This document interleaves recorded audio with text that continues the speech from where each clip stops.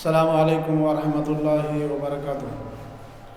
الحمدللہ رب العالمین والصلاة والسلام علی رسولہ الکریم وبعد۔ قال اللہ تعالی وما آتاکم الرسول فخذوہ وما نہاکم عنہ فانتہوا۔ آج کا جو درس ہے وہ 40 نویہ اس میں سے ہے۔ حدیث نمبر 5 اور وہ حدیث انسان کی خلقت کے بارے میں بیان کرتی ہے۔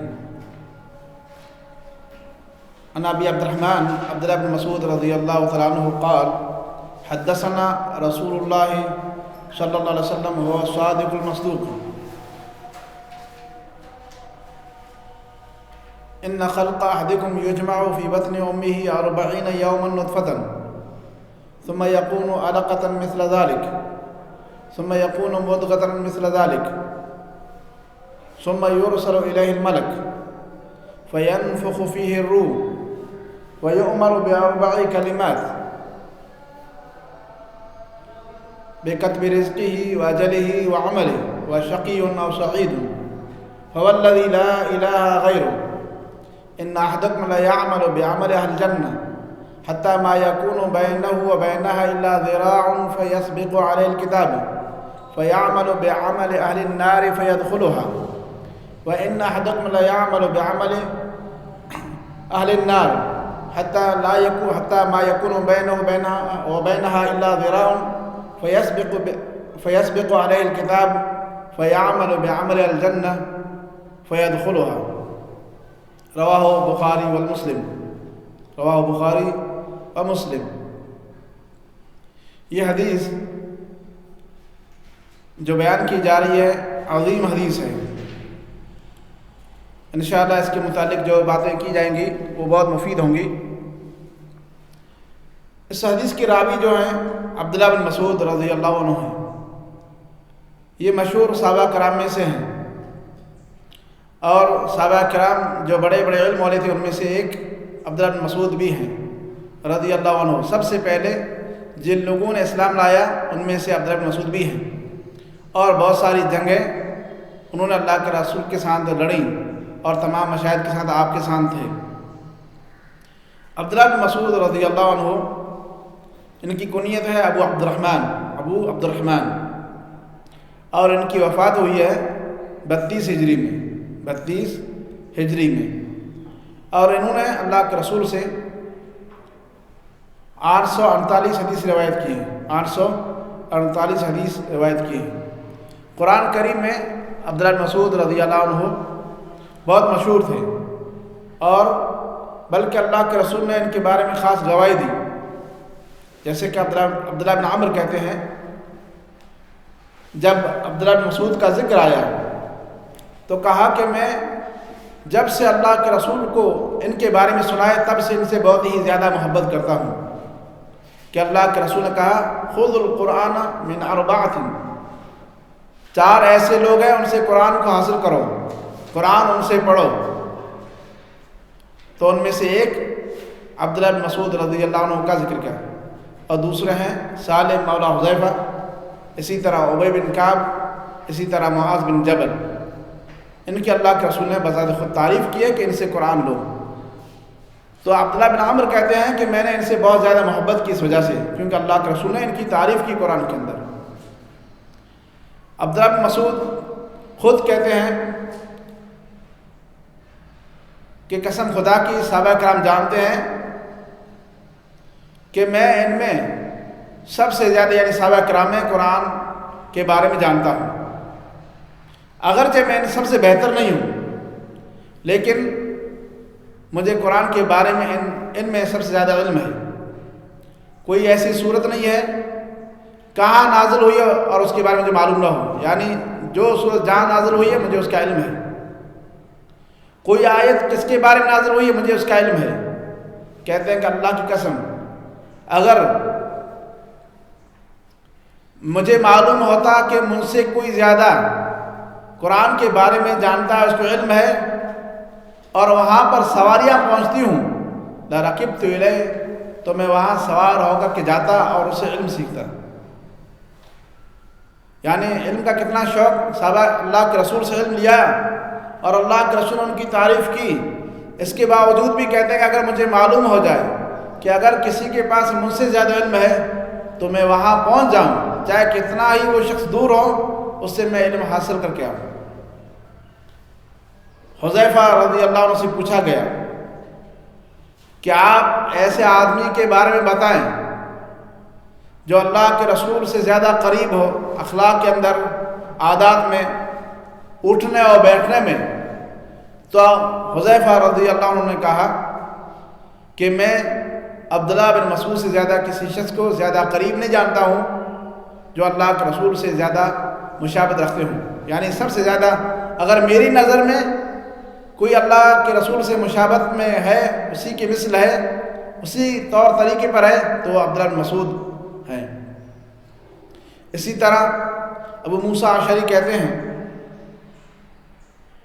کہ میں اور میرا بھائی جب ہم یمن سے آئے تو لمبی مدت تک ہمیں معلوم نہیں تھا کہ عبداللہ بن مسعود کون ہے، یعنی ہم لوگ یہ سمجھتے تھے کہ اللہ کے رسول کے گھر کا کوئی آدمی ہے اور ان کی ماں بھی، یعنی اکثر و بیشتر وہ اللہ کے رسول کے ساتھ ہی رہتے تھے، گھر میں آتے اور جاتے۔ تو اللہ کے رسول سے عبداللہ بن مسعود کا بہت زیادہ گہرا تعلق ہے، اور قرآن میں اللہ رب العالمین نے ان کو بہت بڑی فضیلت دی تھی، خود اللہ کے رسول نے ان کی تعریف کی ہے۔ تو یہ مشہور صحابی ہیں عبداللہ بن مسعود رضی اللہ عنہ۔ یہ کہتے ہیں کہ حدثنا رسول اللہ صلی اللہ علیہ وسلم، کہ ہم سے بیان کیا اللہ کے رسول نے صلی اللہ علیہ وسلم، وہ صادق المصدوق، اور وہ اللہ کے رسول سچ ہیں، سچے ہیں، صادق سچ بولنے والے ہیں، اور مصدوق جن کی سچائی کی گواہی دی جاتی ہو، یعنی ان کو سچ مانا جاتا ہے، اس کو مسلمان سچ مانتے ہیں۔ یہ بات کہنے کی کوئی ضرورت نہیں تھی، لیکن بعد میں آنے والی ایک اہم چیز آ رہی ہے جس کا تعلق غیب سے ہے، اسی لیے عبداللہ بن مسعود نے کہا یہ کلمہ اور یہ جملہ، اللہ کے رسول سچے، اس میں کوئی شک نہیں ہے، اور اللہ کے رسول کی تصدیق کی جاتی ہے، جس چیز کی آپ نے خبر دی ہے اس میں کوئی شک نہیں ہے۔ لیکن یہ جملہ عبداللہ بن مسعود رضی اللہ عنہ نے کہا کیونکہ اس کے بعد جو بات آنے والی ہے اس کا تعلق غیب سے ہے اور دقائق امور سے ہے، اسی لیے انہوں نے یہ تمہید باندھی۔ حالانکہ اگر یہ کچھ بھی نہ کہتے تب بھی ہم مسلمان اللہ کے رسول کو سچ مانتے ہیں اور اللہ کے رسول کی تصدیق کرتے ہیں، ہر چیز میں جو بھی آپ نے بتایا وہ حق اور سچ ہے، اس میں کوئی بھی غلط نہیں ہے، اور آپ نے پورا دین جس طرح سے اللہ نے نازل کیا ویسے ہی ہم تک پہنچا دیا۔ تو کہتے ہیں عبداللہ بن مسعود کہ اللہ کے رسول نے فرمایا ان خلق احدکم یجمع فی بطن امہ 40 یوما نطفۃ، کہ تم میں سے ہر ایک انسان کی پیدائش اس کے ماں کے پیٹ میں 40 دن تک نطفہ رہتی ہے۔ اب یہ چیز غیبی چیز ہے، ماں کے پیٹ میں انسان کیسے پیدا ہوتا ہے، کیسے اس کی تخلیق ہوتی ہے، اس کو اللہ کے علاوہ کوئی نہیں جانتا۔ تو اسی لیے عبداللہ بن مسعود نے پہلا جملہ کہا کہ اللہ کے رسول نے کہا کہ تم میں سے ہر ایک انسان کی پیدائش اس کو اکٹھا کیا جاتا ہے، جمع کیا جاتا ہے، اس کے ماں کے پیٹ میں 40 دن تک وہ نطفہ رہتا ہے۔ نطفہ کہتے ہیں تھوڑی چیز کو، پانی کا قطرہ کو کہتے ہیں نطفہ، تو تھوڑی چیز کو کہتے ہیں نطفہ، اور انسان ایک معمولی اور بہت ہی کم پانی سے پیدا ہوتا ہے، اسی لیے اس کو بھی نطفہ کہا جاتا ہے۔ تو جب آدمی اپنی بیوی سے جائز طریقے سے اس سے ملتا ہے، اور اللہ رب العالمین اگر کوئی مخلوق پیدا کرنا چاہتا ہے تو وہ نطفہ، وہ پانی کا ایک قطرہ ماں کے پیٹ میں گرتا ہے، رحم میں گرتا ہے، جس جگہ پر بچہ پیدا ہوتا ہے وہاں پر گرتا ہے۔ اب یہ 40 دن تک نطفہ رہتا ہے، تو یہ اللہ کے رسول نے ہمیں بتایا 40، جیسے کہ اللہ نے کہا خلق الانسان من نطفہ، اللہ رب العالمین نے انسان کو نطفے سے پیدا کیا، من ماء مہین، ایک حقیر پانی سے پیدا کیا۔ تو یہ پانی، یہ نطفہ 40 دن تک ماں کے پیٹ میں رہتا ہے، نطفہ کے طور پر رہتا ہے۔ پھر اللہ رب العالمین اس کو جمع کرتا ہے اور پھر یہ علقہ ہو جاتا ہے۔ نطفہ یعنی ایک پانی رہتا ہے، پانی کا قطرہ، جیسے کوئی بھی پانی اس کا گرتا ہے تو پانی رہتا ہے، پھر یہ پانی جمع ہوتا ہے، پھر پانی اکٹھا ہوتا ہے اور جمع ہوتا ہے اور وہ ایک خون بن جاتا ہے۔ ثم یکون علقۃ مثل ذلک، پھر وہی پانی، وہی نطفہ ایک علقہ ہو جاتا ہے۔ علقہ کہتے ہیں وہ چیز جو کسی چیز میں لگے تو چمٹ جائے، تو پھر یہ ایک علقہ ہو جاتا ہے، چپکنے والی چیز بن جاتی ہے، یعنی خون بن جاتا ہے، جمع ہوا خون بن جاتا ہے۔ یہ سب کون کرتا ہے؟ اللہ رب العالمین کرتا ہے۔ اور ماں کے پیٹ میں کس نے دیکھا ہے؟ اللہ کے علاوہ کسی کو معلوم نہیں ہے، لیکن اللہ کے رسول بتا رہے ہیں، تو اللہ کے رسول غیب نہیں جانتے تھے، بلکہ اللہ نے آپ کو بتایا کہ اس طرح سے انسان پیدا ہوتا ہے۔ ثم یکون علقۃ مثل ذلک، پھر وہ علقہ ہوتا ہے، جمع ہوا خون ہوتا ہے۔ کتنے دن تک ہوتا ہے؟ شراح حدیث کہتے ہیں کہ 40 دن تک، اسی کی مثل یعنی 40 دن تک، تو وہ ایک خون ہوتا ہے جمع ہوا، 40 دن تک خون رہتا ہے۔ ثم یکون مضغۃ مثل ذلک، پھر یہی جمع ہوا خون ایک گوشت کا ٹکڑا بن جاتا ہے، پھر اسی کی مثل وہ ایک مضغہ بن جاتا ہے۔ مضغہ کہتے ہیں کسی چیز کو چبانا، یعنی وہی نطفہ جو ایک دم معمولی پانی تھا وہ خون بن گیا، اس کے بعد وہ ایک گوشت کا ٹکڑا بن گیا، اتنا کہ آدمی اس کو چبا سکے، یعنی معمولی ٹکڑا گوشت کا بن جاتا ہے۔ یہ سب کون کر رہا ہے ماں کے پیٹ میں؟ اللہ رب العالمین۔ ثم یکون مضغۃ مثل ذلک، پھر اسی کی مثل وہ خون کا ایک گوشت کا ایک ٹکڑا بن جاتا ہے۔ ثم یرسل الیہ الملک، پھر ان کے پاس ایک فرشتہ بھیجا جاتا ہے، کسی فرشتے کو، کسی ملائک کو اللہ بھیجتے ہیں۔ فینفخ فیہ الروح، تو اس کے اندر روح پھونکتے ہیں۔ تو 40 دن تک نطفہ تھا، پھر اسی کی مثل وہ علقہ جمع و خون تھا، اس کے بعد پھر 40 دن تک وہ گوشت کا ٹکڑا تھا۔ کل کتنے دن ہوئے؟ 120 دن ہوئے۔ 120 دن میں آدمی نطفہ بنا، خون بنا، اور اس کے بعد گوشت کا ٹکڑا بن گیا۔ پھر اللہ رب العالمین کسی فرشتے کو بھیجتے ہیں اور وہ فرشتہ اس گوشت کے اندر روح پھونکتے ہیں۔ وَيُؤْمَرُ بِأَرْبَعِ كَلِمَاتٍ، اور اس کو 4 چیزوں کا حکم دیا جاتا ہے، اس فرشتے کو 4 چیزوں کے لکھنے کا حکم دیا جاتا ہے، تو 4 چیزیں لکھتا ہے۔ لکھتا ہے اس کا عمل، اس کا رزق کیا ہے، دنیا میں اس کو کتنا رزق ملنے والا ہے، بِكَتْبِ رِزْقِهِ وَعَجَلِهِ وَعَمَلِهِ، رزق حلال ہو یا حرام ماں کے پیٹ میں لکھا جاتا ہے۔ اس کی مدت دنیا میں رہنے کی کتنی ہے، کتنے دن تک زندہ رہے گا، وہ بھی لکھا جاتا ہے، کیونکہ آدمی کب مرے گا کب نہیں مرے گا اس کا اللہ ہی کو علم ہے، اور ماں کے پیٹ میں ہی لکھا جاتا ہے۔ اس سے آدمی 1 سیکنڈ نہ آگے بڑھے گا اور نہ ہی پیچھے ہٹے گا۔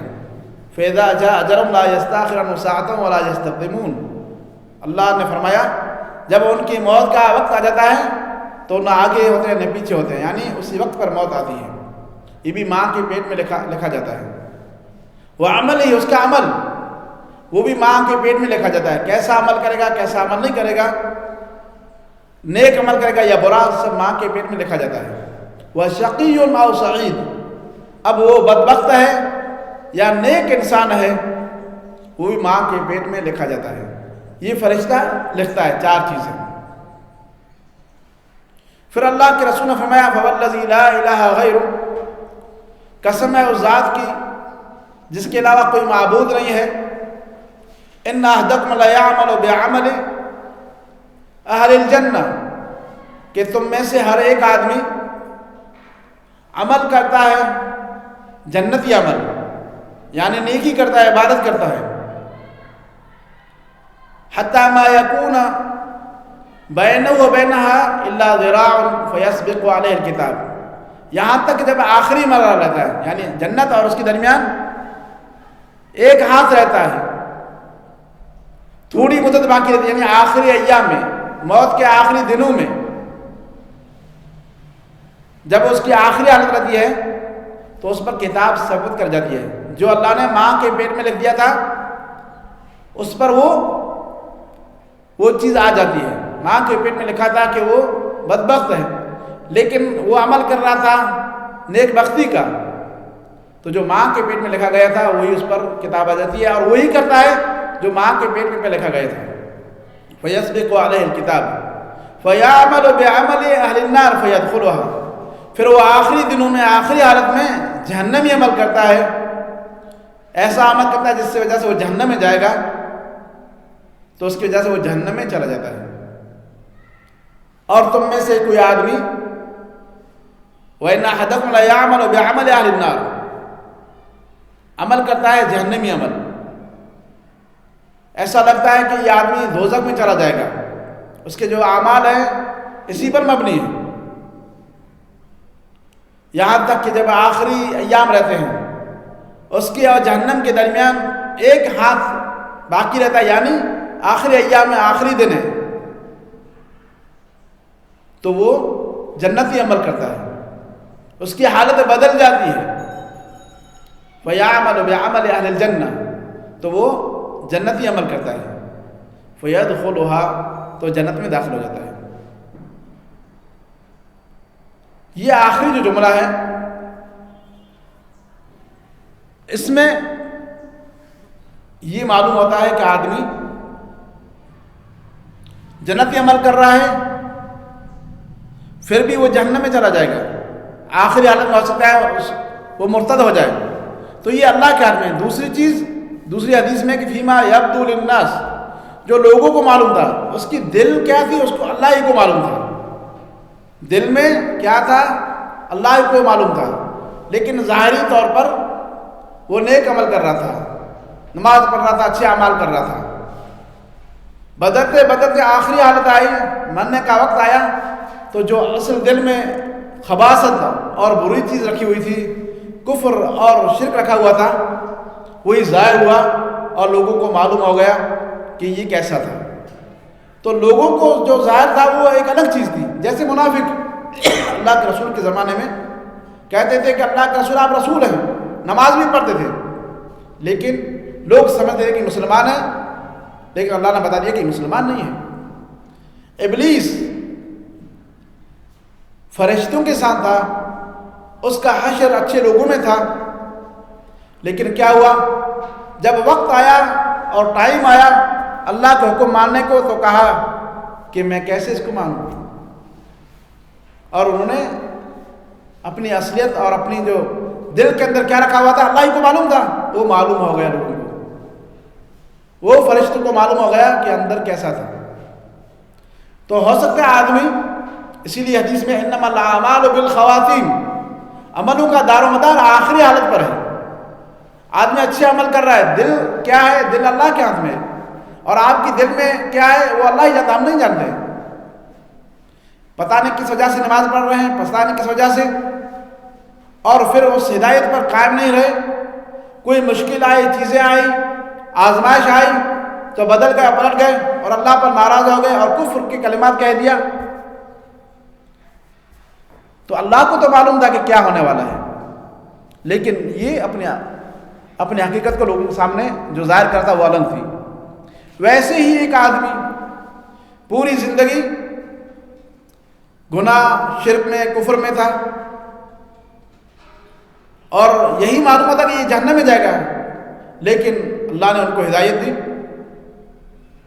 اللہ رب العالمین نے ان کو ہدایت والوں میں سے لکھا تھا، اور آخری حالت میں کلمہ پڑھ دیا، آخری حالت میں توبہ کر لی، اللہ سے معافی مانگ لی، تو جنت میں چلا گئی۔ یہ تو آسان چیز ہے، جیسے کہ بہت سارے غیر مسلمان ہوتے ہیں، آخری حالت میں مسلمان ہو جاتے ہیں، جیسے کہ اللہ کے رسول کے سامنے ایک یہودی کا واقعہ آیا،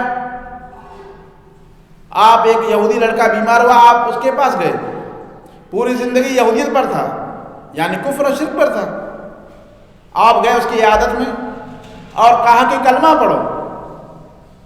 تو اس لڑکے نے اپنے باپ کی طرف دیکھا تو باپ نے کہا کہ ابا القاسم اللہ کے رسول کی بات کو مانو. تو انہوں نے بات مانی اور کلمہ پڑھا. تو اللہ کے رسول باہر نکلے کہ اللہ کی تعریف انقذ نفسہ من النار، جس نے اس کی نفس کو جہنم سے بچا لیا.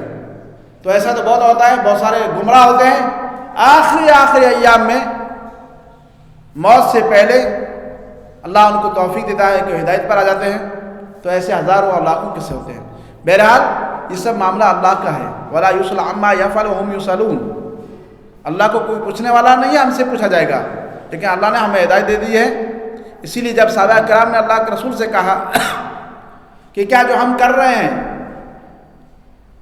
وہ پہلے لکھا گیا ہے یا جب ہم شروع کریں تبھی لکھا جائے گا، تو آپ نے فرمایا کہ تمام کاموں سے فارغ ہو گیا ہے، یعنی اللہ رب العالمین تمام چیزیں لکھ دی ہیں.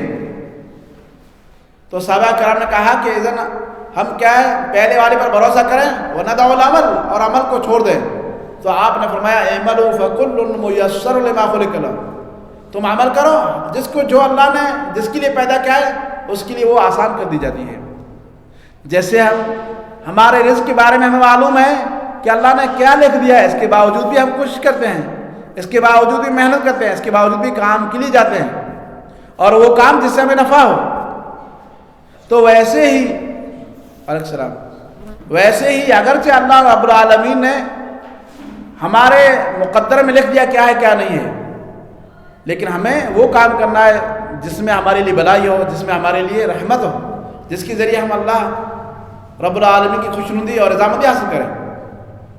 تو اس حدیث میں اللہ کے رسول نے بتایا کہ انسان ماں کے پیٹ میں کیسا پیدا ہوتا ہے، کہ پہلے نطفہ ہوتا ہے 40 دن تک، پھر اس کے بعد علقہ جمع ہوا خون ہوتا ہے، اور اس کے بعد 40 دن تک گوشت کا ایک ٹکڑا ہوتا ہے. اس کے بعد اس کے اندر روح پھونکی جاتی ہے. اب یہاں پر اہل علم کا اتفاق ہے کہ اگر بچے پر 120 دن گزر جائے، 4 مہینے گزر جائے، اس کے بعد کسی بھی صورت میں اس بچے کو گرانا جائز نہیں ہے، لڑکا ہو یا لڑکی. چاہے ماں کو خطرہ ہو کہ وہ مر جائے گی تبھی گرانا جائز نہیں ہے، کیونکہ اب وہ ایک انسان بن گیا جو ماں کے پیٹ میں 120 دن کے بعد اس پر سب کا اتفاق ہے، وہ ایک انسان بن گیا. اور انسان چھوٹا ہو یا بڑا اس کی وہی عزت ہے جو بڑے کی ہے، اور وہ سب کچھ اب بن گیا، وہ ایک انسان بن گیا. اب اگر اس کی وجہ سے ماں کو اب خطرہ ہے تو کوئی حرج نہیں ہے. بچہ بچے گا یا نہیں بچے گا، اس کا ہاتھ ہے پیر نہیں ہے، اسے کوئی مطلب نہیں ہے. اس کو گرانا کسی بھی صورت میں جائز نہیں ہے. اور اگر کسی نے گرایا تو اس نے ایک بہت بڑا جرم کیا اور ایک انسان کو قتل کیا. یہ 120 دن کے بعد، کیونکہ اس کے اندر روح پھونکی جاتی ہے اور اس کے ہاتھ پیر جو بھی چیزیں ہوتی ہیں سب تیار ہو جاتی ہیں. اس پر سب کا اتفاق ہے. لیکن اس سے پہلے جو دن ہیں، یعنی جب نطفہ ہوتا ہے 40 دن تک اور علقہ ہوتا ہے، تو اس میں بھی اکثر علماء کی یہ رائے کہ اس میں بھی گرانا جائز نہیں ہے بغیر کسی وجہ کی. لیکن اگر جان کا خطرہ ہو تو کچھ علماء نے اس صورت میں گرانے کو کہا ہے جب تک کہ اس کے اندر روح نہیں پھونکی گئی ہے. 120 دن سے پہلے اس کے اندر روح نہیں پھونکی جاتی ہے، تو اس سے پہلے گرانا جائز ہے. لیکن اس صورت میں جب کہ ماں کو جان کا خطرہ ہوتا ہے، بغیر وجہ اس کو گرانا اس کو بھی جائز نہیں ہے. لیکن 120 دن کے بعد جب اس کے اندر روح پھونکی جائے 4 مہینے کے بعد، تو کسی بھی صورت میں گرانا جائز نہیں ہے. اور بغیر وجہ کے اگر نطفہ ماں کے پیٹ میں رہ گیا اس کے بعد گرانا جائز نہیں ہے. دوسری حدیث ہے، وہ صحیح مسلم کی حدیث ہے کہ جس میں یہ ہے کہ اللہ کے رسول نے فرمایا اذا مر بالنطفة 42 لیلۃ، جب نطفے پر 42 دن گزرتے ہیں، 42 راتیں گزرتی ہیں، بعث اللہ الیہ ملکا، اللہ رب العالمین اس کے پاس فرشتہ بھیجتا ہے، فصورها، تو اس کا ڈھانچہ بناتا ہے، وخلق سمعها وبصرها، اس کی آنکھ بناتا ہے اور اس کا کان بناتا ہے، وَالْجِلْدَهَا وَلَحْمَهَا وَعَظْمَهَا، اور اس کا جلد بناتا ہے، اس کا گوشت بناتا ہے اور اس کی ہڈیوں کو تیار کرتا ہے۔ یہ 42 دن کے بعد، اسی لیے کچھ علماء نے کہا کہ 42 دن کے بعد اس صورت میں بھی گرانا جائز نہیں ہے، لیکن جیسے گزرا کہ اتفاق اس پر ہے سب کا کہ 120 دن کے بعد گرانا جائز نہیں ہے کسی بھی صورت میں، چاہے ماں کو جان کا خطرہ ہو یا نہ ہو، پیٹ کے اندر بچہ کیسا بھی ہو، کسی بھی صورت میں گرانا جائز نہیں ہے۔ کوئی بھی عیب ہو، اس کا سر ہو، ہاتھ ہو یا نہ ہو، کیسا بھی ہو، کسی بھی صورت میں گرانا جائز نہیں ہے۔ اگر گرائیں گے تو اس نے ایک انسان کو قتل کیا۔ لیکن اس سے پہلے جو مرحلہ ہے اس میں گرانا جائز ہے، لیکن اگر ماں کو خطرہ ہو، جان کا مرنے کا خطرہ ہو۔ لیکن کچھ علماء نے یہ بھی کہا ہے کہ اگر 40 دن گزر جائے اس کے بعد بھی گرانا جائز نہیں ہے، کیونکہ یہاں یہ صحیح مسلم کی روایت ہے، اس میں یہ ہے کہ اللہ کے رسول نے کہا جب 42 دن گزرتے ہیں، راتیں گزری تو اللہ رب العالمین فرشتے کو بھیجتا ہے اور اس کی پوری خلقت کو بناتا ہے۔ پھر اللہ سے پوچھتا ہے یا رب ذکر و انثی، مرد یا عورت، یعنی لڑکا یا لڑکی، بچہ یا بچی، فیقضی ربک ما شاء، پھر اللہ جو فیصلہ کرتا ہے وہ کرتا ہے، فیکتب الملک، تو فرشتہ لکھتا ہے۔ یہ کہ 42 دن کے بعد ہی، اس کے بعد پھر فرشتہ پوچھتا ہے اجلہ، اس کی مدت کتنی ہے دنیا کے اندر، یہ 42 دن کے بعد، تو اللہ رب العالمین حکم دیتا ہے اور فرشتہ لکھتا ہے۔ پھر رزق کتنا ہے وہ لکھتا ہے، پھر وہ لکھتا ہے ثم یخرج الملک بالصحیفۃ بیدہ فلا یزید علی ما امر ولا ینقص، پھر فرشتہ نکلتا ہے اور جو کچھ لکھا گیا اس میں نہ زیادہ کرتا ہے اور نہ ہی کم کرتا ہے۔ دوسری روایت ہے وہ بھی صحیح مسلم کی ہے، اس میں یہ ہے یدخل الملک علی الرحم بعدما تستقر، يدخل الملك على نطفته بعدما تستقر في الرحم ب40 أو ب45 ليلة، کہ فرشتہ رحم پر داخل ہوتا ہے جب کہ 40 دن یا 45 دن گزرتے ہیں، 40 دن یا 45 دن گزرتے ہیں۔ پھر فرشتہ پوچھتا ہے کہ اللہ یہ بدبخت ہے یا نیک بخت، مرد ہے، لڑکا ہے یا لڑکی، یہ سب لکھا جاتا ہے۔ تو کہیں 40 دن ہے، کہیں 45، کہیں 42، اور جو صحیح بخاری میں اور مسلم دونوں میں ہے اس میں 120 دن، لیکن 120 دن کی صراحت نہیں ہے، یہ ہے کہ 40 دن نطفہ ہے، پھر ویسے ہی اس کی مثل وہ خون ہوتا ہے اور اسی کی مثل وہ گوشت کا ٹکڑا ہوتا ہے، تو اسی کی مثل 120 دن ہوئے۔ اسی لیے کچھ علماء نے کہا کہ یہاں پر 120 دن ہوئے۔ تو اس کی تعبیر اہل علم نے یہ کی ہے کہ کچھ ایسے نطفے ہوتے ہیں، بچے ہوتے ہیں جن کو اللہ رب العالمین 40 دن کے اندر، 40 دن کے بعد ہی پیدا کر دیتا ہے، اور کچھ کو 80 دن کے بعد، اور کچھ اکثر کو 120 دن کے بعد۔ اور کچھ علماء نے یہ کہا ہے کہ انسان کا ڈھانچہ، شکل و صورت یہ 40 دن بعد بن جاتی ہے، لیکن روح 120 دن کے بعد پھونکی جاتی ہے، اور یہی زیادہ قریب یا زیادہ اقرب لگ رہا ہے۔ یعنی انسان اس کا ڈھانچہ، شکل و صورت بن جاتی ہے، لیکن اس کے اندر جان کہ انسان بن جائے، روح آ جائے، وہ 120 دن بعد ہوتی ہے۔ بہرحال اس سے یہ معلوم ہوا کہ آدمی، جیسے کہ اللہ نے کہا خلق الانسان من نطفۃ، انسان کو ہم نے نطفے سے، پانی سے پیدا کیا ہے، تو بغیر وجہ کے جب آدمی ماں کے پیٹ میں اس کا پانی چلا جائے اور نطفہ چلا جائے اور معلوم ہو جائے کہ اب اس کے اندر بچہ پیدا ہونے والا ہے، تو کسی بھی صورت میں گرانا جائز نہیں ہے بغیر کسی وجہ کے۔ اگر جان کا خطرہ ہو تو اس صورت میں آدمی، کچھ علماء نے کہا ہے کہ گرا سکتے ہیں، لیکن 120 دن کے بعد سب کا اتفاق ہے کہ گرانا جائز نہیں ہے۔ تو یہ انسان کی تخلیق ہے، اس کو اللہ کے رسول نے بیان کیا ہے، اور پھر اسی میں اللہ کے رسول نے یہ بیان کیا کہ ماں کے پیٹ کے اندر ہی رزق لکھا جاتا ہے، ماں کے پیٹ کے اندر ہی رزق لکھا جاتا ہے، وہ رزق حلال ہو یا حرام ماں کے پیٹ کے اندر لکھا جاتا ہے۔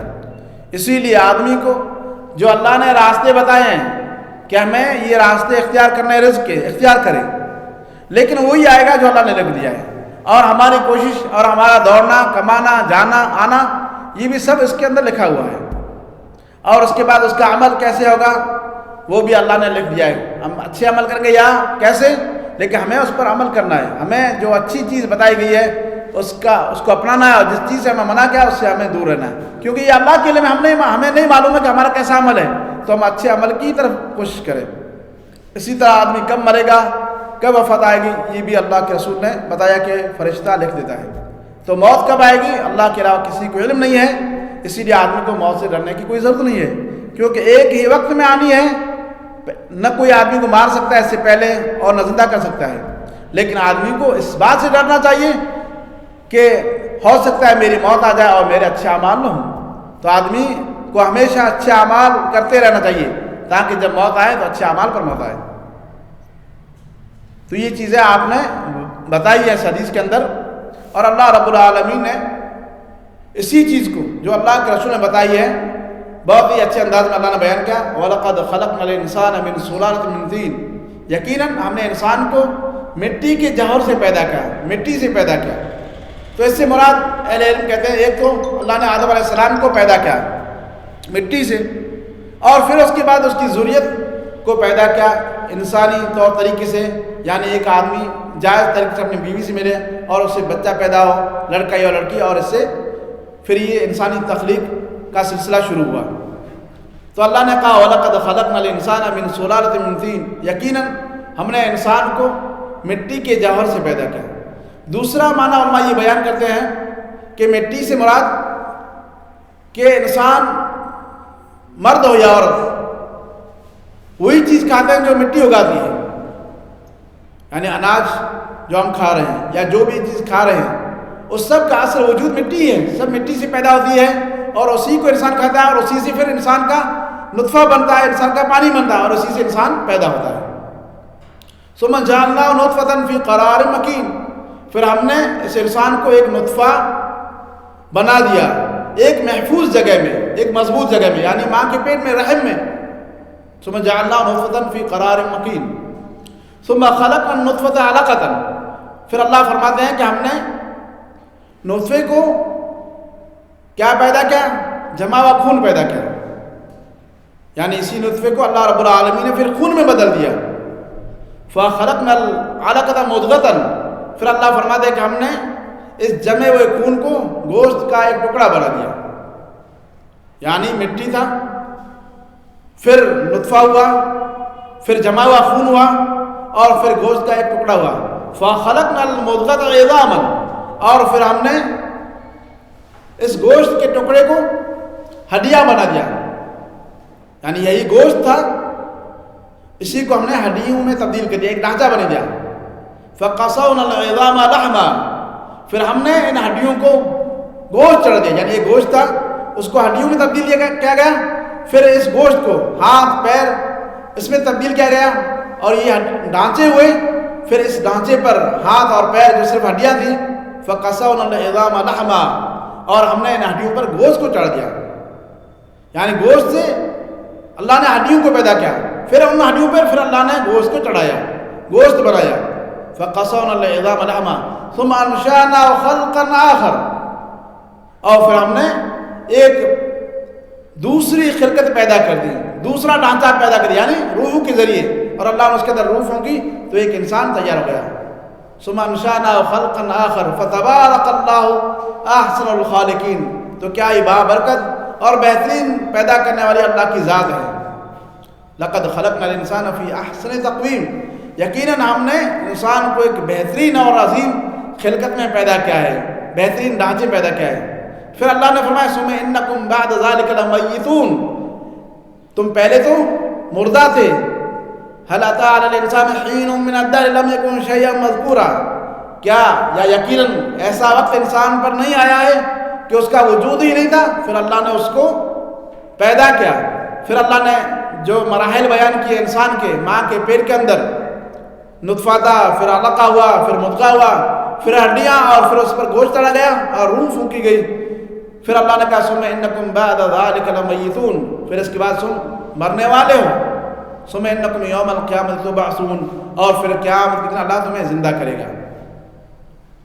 تو اس حدیث کے اندر اللہ کے رسول نے ایک عظیم اور بہترین چیزیں اور اہم معلومات ہمیں بیان کی ہیں، جس کو وہی بیان کر سکتا ہے جس کو، کیونکہ پہلے ان چیزوں کا وجود ہی نہیں تھا، جس سے آج کے ذریعے جانتے ہیں کہ لڑکا یا لڑکی، اور اس کو اللہ کے رسول نے بتایا۔ تو کیسے بتایا ہوگا؟ غیب ہی کے ذریعے، اللہ کے بتانے کے ذریعے۔ اور پھر اس کا رزق کتنا لکھا جاتا ہے، کتنی، جس کو آج بھی کوئی نہیں جان سکتا اور نہ کوئی جان سکے گا۔ جیسے کہ اللہ کے رسول نے کہا کہ غیب کی 5 چیزیں ہیں، اور اسی طرح اللہ نے بھی سورہ لقمان کے آخر میں کہا کہ ماں کے پیٹ کے اندر کیا ہے اس کو کوئی نہیں جانتا۔ تو صرف لڑکا یا لڑکی جاننا یہ کوئی غیب نہیں ہے، بلکہ اس کا رزق کتنا ہے کتنا نہیں ہے، کتنا کھائے گا، کہاں سے کمائے گا، کس کے پاس رہے گا، کون دے گا کون نہیں دے گا، یہ تفصیلی علم اللہ کے علاوہ کسی کو نہیں ہے۔ کب مرے گا اس کا بھی علم کسی کو نہیں ہے۔ تو یہ تفصیلی علم جو اللہ کے رسول نے ہمیں بتایا ہے وہ اللہ ہی کی طرف سے بتایا ہوا ہے۔ اسی لیے آدمی کو چاہیے کہ جیسے اللہ کے رسول نے بتایا اس پر ایمان رکھے اور اسی کے مطابق اپنی زندگی گزارے۔ اور اسی طرح اس حدیث میں یہ بھی ہمیں بتایا گیا کہ انسان کا موت لکھا جاتا ہے، کب آئے گا کب نہیں آئے گا اس کا اللہ ہی کو علم ہے، اس لیے آدمی کو ہمیشہ اس کے لیے تیاری رکھنی چاہیے۔ تو اس حدیث کے اندر یہ اہم چیزیں بیان کی گئی ہیں۔ اگر اس حدیث کے اندر کوئی مسئلہ یا کوئی اشکال ہو تو آپ پوچھ سکتے ہیں۔